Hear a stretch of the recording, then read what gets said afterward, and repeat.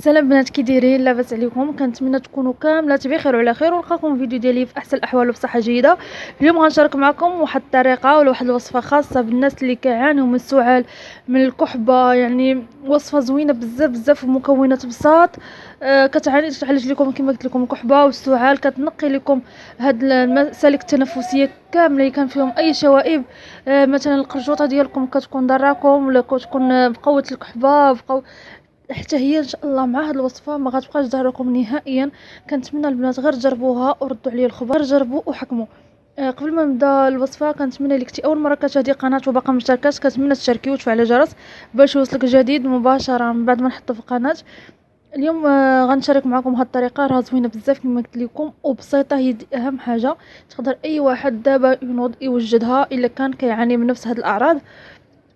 المهم البنات، كتحتاجوا غير بطاطا والزبيب. يعني بطاطا ماشي ضروري يكون غير الحجم ديالها صغيور كما كتشوفوا في الصوره، راه غير حجم صغيور ديال البطاطا. الا كانت عندكم مثلا بطاطا كبيره كتقسموها على النص وكتخليوها حتى الغد اللي عاد ديروها.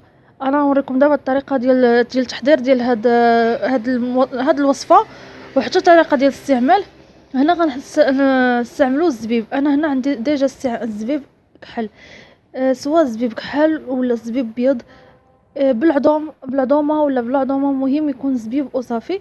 وبطاطا كما قلت لكم الا كانت بحال هكا الحجم ديالها صغير مزيانه، ما كانش راه كتقسموها على جوج.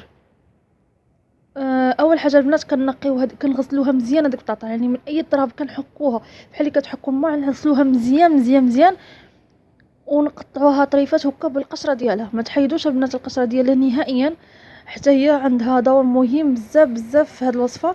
كما قلت لكم نقيوها غسلوها مزيان مزيان مزيان، فركوها حيدوا منها كاع داك التراب وغسلوها وقطعوها طريفات صغار. ومن بعد خذوا واحد الحفنه ديال الايد بحال هكايا ديال الزبيب، كما قلت لكم اي نوع ديال الزبيب عندكم كتضيفوه هنايا. ومن بعد كتحتاجوا تقريبا 4 الكيسان ديال الماء، حيت هنا غادي نحتاجوه كاس واحد من بعد كل وصفه. ومن بعد ما غيغلى لينا هذاك الماء تقريبا ربع ساعه، ضروري غادي ينقص. هادشي علاش حنا قلنا يا اما 4 الكيسان و 4 الكيسان ونص هما اللي غنضيفوا في هاد الكاسرونه مع هاد البطاطا والزبيب. باش هو كيغلى ضروري غادي ينقص لينا الماء، وفي الاخر غنحصلوا على واحد 3 الكيسان هما اللي غنشربوا في النهار كامل. كنتمنى تكون الطريقه واضحه. يعني غنحتاجوا 4 الكيسان ولا 4 الكيسان ونص مع هاد البطاطا ومع هاد الزبيب. شنو كنديروا البنات؟ كنحطوه في قلبوطه على نار تكون مهيله ونخليه ربع ساعه هو كيتبخ وكيطيب. من بعد كنزولوهم في قلبوطه وكنخليوه حتى يدفى، عاد كنصفيوه. وكما قلت لكم هذاك الماء اللي كنحصلوا عليه هو اللي كناخذوا في هذه الوصفه. هذاك البطاطا والزبيب اللي بقى كنلوحوهم، ولكن هذاك الماء اللي حصلنا عليه هو اللي كنشربوه.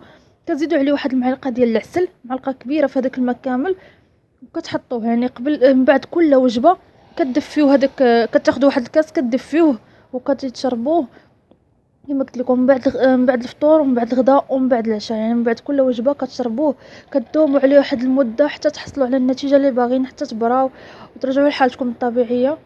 راه كل نهار كتوجدوا هاد الطريقه، راه ساهل بزاف بزاف. من الاحسن البنات ما توجدوش كميه كبيره وتخبيوها في الثلاجه، كل نهار وجدوه. كما قلت لكم هاد الكميه ديال الماء اللي عندي راه غتخرج لي 3 ديال الكيسان، غادي نحليها بواحد المعلقه ديال العسل الكبيره. من بعد كل وجبه كناخذ واحد الكاس كندفيه شي شويه وكنشربوه. كنتمنى الطريقه ديال اليوم تجربوها وتعجبكم ان شاء الله.